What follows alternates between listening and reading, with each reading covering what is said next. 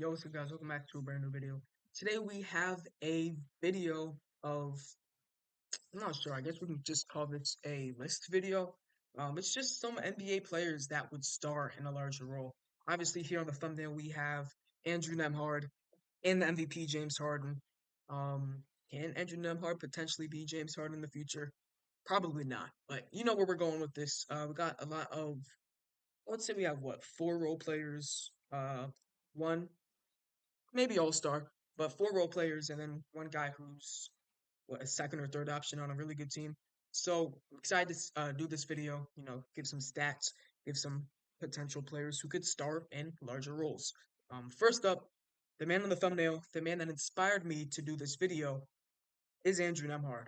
I think right now for Andrew Nembhard, had to move my camera real quick, but I think right now for Andrew Nembhard, his max on this Pacers team is going to be a good, efficient third option. Obviously, he's more of a point guard. They have to play him at the shooting guard because they have the best, if not, or one of the best, if not the best passer, or by the numbers in the league in Tyrese Halliburton. But during the second round in the playoffs, where the Pacers got eliminated, or excuse me, the conference finals of the playoffs, Andrew Nembhard was extremely impressive. He averaged 21 points, 4 rebounds, and 8 assists against the Celtics while shooting 53, 46, 89 splits. The first two games of the series, honestly, wasn't too impressive. He was playing behind Tyrese Halliburton. He wasn't getting enough shots up. Um, I don't know, back in the Knicks series, he had that big step back three to keep their series alive, which ended up winning the series. But it's obvious to see that this guy is an extreme potential great player in the league. He doesn't take bad shots, and I think that's one thing you have to look at for some younger role players who could potentially turn into stars.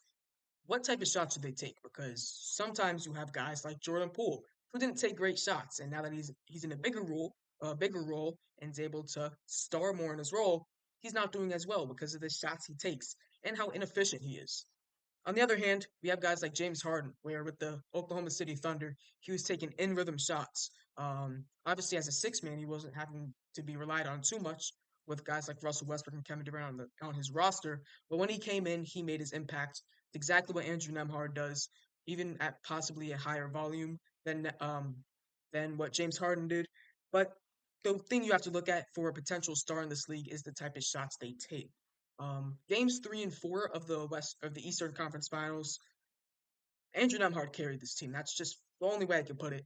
Tyrese Halliburton was hurt with his leg injury, and during games 3 and 4, he averaged 28 points, 5 rebounds, 10 assists, while shooting 56, 54, 100% from the free throw line. It's very obvious that if he was put in a bigger role, Andrew Nembhard would be a borderline all-star in this league, and I'm excited to see what happens for the rest of his career. The next guy I got is the wing out of New Orleans in Trey Murphy III. We've always been, or I guess the last 2 years, there's been talks about how much he's improved his game.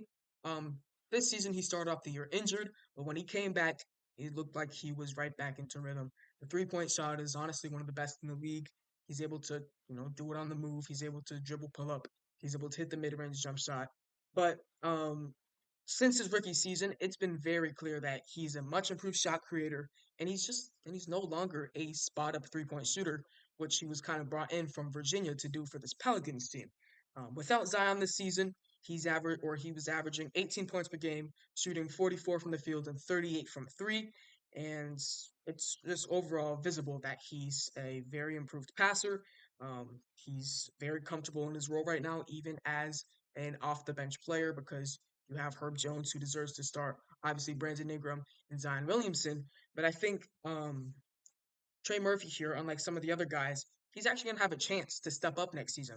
Because it's looking like Brandon Ingram will be traded and he'll be inserted into the starting lineup, where maybe we could see Trey Murphy at, instead of what, a 13 points per game season, we can maybe see him get above 20 and start getting into that most improved player talk. But yeah, since his rookie season, he's only improved. He's had to deal with some injuries, but he's become a better perimeter defender. He's become a better passer and still become a better shooter. Trey Murphy will be an all-star one day in this league. Mark my words. Next up, we have kind of an obvious one. I'm just going to say it. It's going to be J-Dub of the Oklahoma City Thunder. Right now, yes, you can make the argument that he is the number 2 option for that team. But down the line, it's looking like Chet has the higher ceiling. Chet will be relied more on the offensive side of the ball. I mean, he is 7'1" with what is his wingspan? Like 7'6", something 7'5", something crazy like that. When you have a freak of nature at your center position, you should utilize him. So J Dub might be put down that scoring totem pole just a little bit. But this season, Jaylen Williams, 19 points, 4 rebounds, 5 assists on 54, 43, 81 splits, elite shooting splits. Like I said, down the line, it's looking like he will end up being that third scoring option for this Thunder team. Um, I think what's most impressive about him is that he's only in his second year. He's averaging, or he's only in his second year so far. You can see that he's very physical on the defensive side of the ball. He has a very solid frame at 6'6", 200 plus pounds. He's a three-level scorer for sure. The three-point ball at 43% is elite. We know what he can do when he puts his head down, going to the basket, and the dribble pull-up is great as well. One way, I guess, I'm not going to say it's kind of cheating, but under Sam Presti, when James Harden left, he turned to a superstar. Could something similar happen to Jaylen Williams?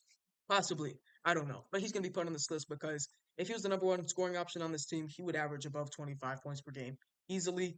Jaylen Williams is a future All Star, and I'm excited to see where his career goes post Thunder, possibly. Next up, we have Ayo Dosunmu, who this year's stats was 50 from the field, 40 from three, and 81 from the free throw line. Right away, you know, obviously, biggest reason he's here is because what we saw from Kobe White last season, having similar statistics.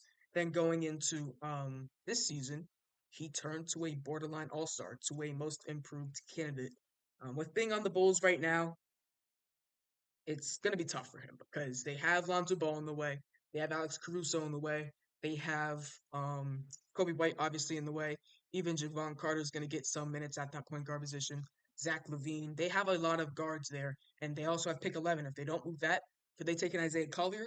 Could they take a Rob Dillingham if he falls? Jared McCain? Devin Carter? They have a lot of options. I hope they don't add to that guard room because I think if Ayo Dosunmu and Kobe White are your future point guard and shooting guard for this team, whatever way you want to put it, they'll be in a very good place. I'm really banking off of what Kobe White did last season, though, because if Ayo Dosunmu has a similar season, don't say I didn't tell you, because I think that with the way this team's set up, if they make some big moves this offseason, Ayo Dosunmu can step up and have a 18, 17 plus point per game scoring season next year. Um, he's going to see a very large role if the Bulls blow it up this offseason. Next up, we have a interesting one, I guess I'll say. We got Andre Jackson Jr. from the Milwaukee Bucks. This year, it wasn't great. He barely played, so there's not much you could say about that. But when it came to the playoffs, we saw how elite of an athlete he was, how elite of a defender he was. He was put on Tyrese Halliburton a lot of the time, and he was able to limit him, pretty much. He's an elite passer, an elite athlete, an elite defender. He's really just the perfect basketball player, except he doesn't really have too much scoring. But down the line, it doesn't make any sense for the Bucks not to give this guy minutes next season. Last year, you could say, okay, he was a second round rookie. You're not entitled to play a second round rookie because you are a team who's trying to win a championship. But he's always going to make the right play for you. He's going to hustle down the court. He's going to hustle back up the court. He's going to throw the lob. He's going to push the pace. He's going to take charges. He's going to do every single thing you want as a basketball coach. He's going to do that for you. Andre Jackson Jr., obviously a former UConn Husky, so one of the reasons he's on this list.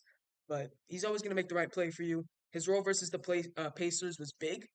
I think he started a game against the Pacers in that season. Obviously, you had injuries to Bobby Portis. He was actually ejected, so you had Bobby Portis' ejection at one point, Dame's injury, Giannis's injury, and really those two injuries made or forced Andre Jackson to step up. And in those two games, he was able to play. Andre Jackson was looking like a very, very good basketball player out there. Will Andre Jackson ever be an All-Star? No, definitely not. But uh, when we look at guys like Bruce Brown, I think he can have. I think he has a higher potential than Bruce Brown just because of athleticism. But a guy that can really just do everything on the court. He's good on both sides of the ball. He's a great passer. He's going to make the hustle plays for you. That's what Andre Jackson can do for your team. And he's going to be looked at one of the most valuable role players when it comes down at the end of his career. Now, lastly, we have a honorable mention, or a couple of them. It's Cam Whitmore, it's Malik Monk, and it's Naz Reid. Reason that they don't have their own, separate page. Cam Whitmore is a rookie this season. He averaged 12 points per game on solid efficiency, 45 from the field, 36 from three in only 18 minutes per game. But he was only a rookie, and for those rookie numbers, you can expect them to go up. Only problem for me though is they have a lot of guys at his position. They have Amen Thompson, they have Dylan Brooks, they have Jabari Smith Jr., they have Tari Eason. They have a lot of guys. Jayshawn Tate still on that team for some reason. Still, they have a lot of guys that you could argue are better than Cam Whitmore because of Cam Whitmore's offensive, or I guess more specifically, passing deficiencies. But yeah, with all the depth ahead of Cam Whitmore, it's tough to say that he'll be amazing next season because they got a lot of guys ahead of him. But if he is, there's going to be a reason because he's probably going to be a starter next year. Um, I, who else did I not mention? Jalen Green's also ahead of Cam Whitmore on that rotation. And then we have Malik Monk and Naz Reid. Pretty simple. They are the top two candidates for Sixth Man of the Year. Naz Reid ended up winning it.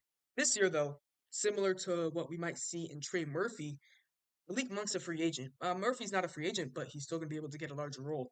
If Malik Monk leaves to a team like the 76ers, like the Orlando Magic, who else is in that conversation? Magic, Sixers, he can maybe even possibly return to the Hornets. Maybe he can go back into or not even go back, maybe he can expand his role in a team, be a starting guard, average north of 20 points per game. I'm putting him in the honorable mention because we could see that happen out of Malik Monk, and with him changing venues rather than getting his skill level better, I think Malik Monk can have a very elite season next year and star in his role. And then for Nas Reed, very similar. He was the sixth man of the year. He's a smooth scorer. He's an extremely solid and underrated defender, in my opinion. And for the time being, he's going to be on that bench because Rudy Gobert is under contract for another 2 years. Cat, I think, for another 4 years. So unless they make a move, Nas Reed will be that sixth man. And I think he has a chance to win a couple of sixth man of the year awards in his career. If he goes to another team, gets a starting position, don't be surprised if he is a 17 plus point per game scorer because we know he is very capable of that. This year, 40% plus from three. That honestly should say it all as a 6 foot, 10 center in the NBA. So that's it for the video. Those were the 5 and 3 honorable mentions we had for NBA players who could start in a larger role. If you need a refresh, it was Andre Jackson Jr., Ayo Dosunmu, Jaylen Williams, Trey Murphy III, and my number one guy, Andrew Nembhard. Thanks for watching this video, and see you next time. Peace.